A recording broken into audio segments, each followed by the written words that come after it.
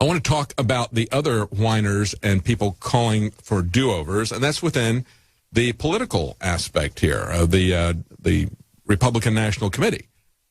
We've had a long time that these people have been moving to try to subvert the elections, just like they are in Britain. They didn't like the outcome. They didn't like the fact that Trump won, so they said, well, we're going to steal it, and we don't really care what the rules are. And so now we've got a Virginia delegate who has filed a class action lawsuit this last Friday challenging a state law, the Virginia law, that binds delegates to support the primary winner at the nominating convention. He says, and his name is Beau Correll. He's a Republican National Convention delegate. He served as one of Ted Cruz's campaign co-chairs in Virginia, and he's the only named plaintiff in the suit, but he says he's filing it on behalf of all Republicans and all Democrats. And I think we ought to call this the super delegate lawsuit, because what he's trying to do is establish super delegates. He says, this is really awful. He says, I'm a delegate, and I don't like Donald Trump, and I don't like who the millions of Virginia voters picked, and now my First Amendment choices are being shut down.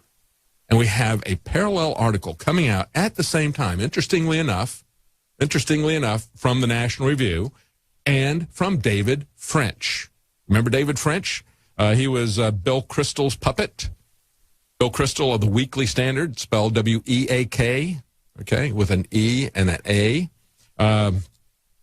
We were told he had this independent candidate. This guy was really strong.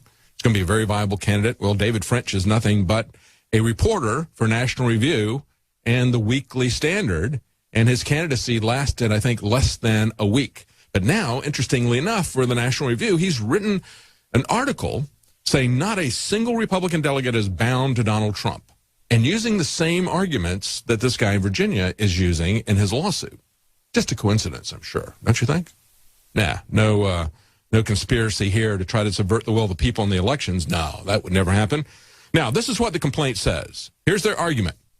The First Amendment to the United States Constitution guarantees delegates to the Republican Party and the Democrat Party's national conventions the right to vote their conscience free from government compulsion when participating in selection of their party's presidential nominee. Okay? Nevertheless, a Virginia law acts to strip them of that right, imposing criminal penalties on delegates who vote for anyone other than the primary winner on the first ballot of a national convention. Oh, other than the primary winner. Oh, how did that happen? Well, you see, we had these elections. We had these things called elections that we used to, honor.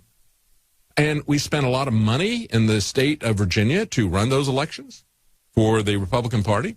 And there were certain things that were put out there, assurances to people that, hey, you vote this, Trump is going to get delegates, or Cruz is going to get delegates. So Trump won the delegates, and then Cruz went around and tried to steal them again, okay? What is the problem with this? Why is it that we can say, well, here's the election, these are the number of votes that Donald Trump got, he won Virginia overwhelmingly like these other states, and then we say, well, wait a minute, now that Ted Cruz has come in and oiled his way across the floor and wined and dined these people, now they're not going to vote the way the voters wanted.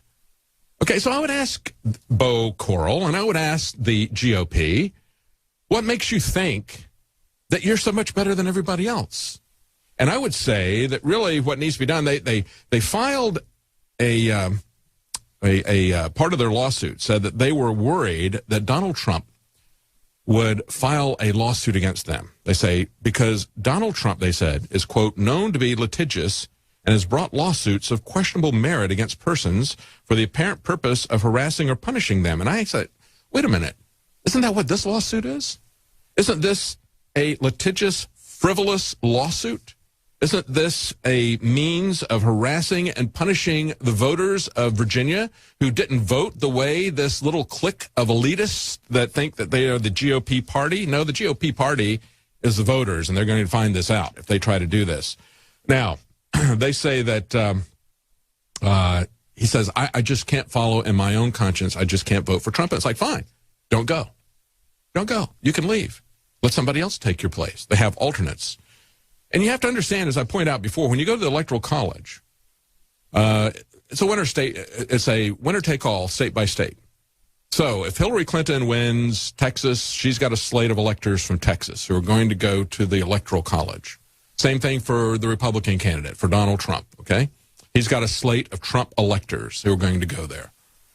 And that's what people expect. That's what it says in the law. That's what it says in the bylaws of the Republican Party. So the Republican Party's rules and laws say that. The state's laws say that because they paid to run this election for these people.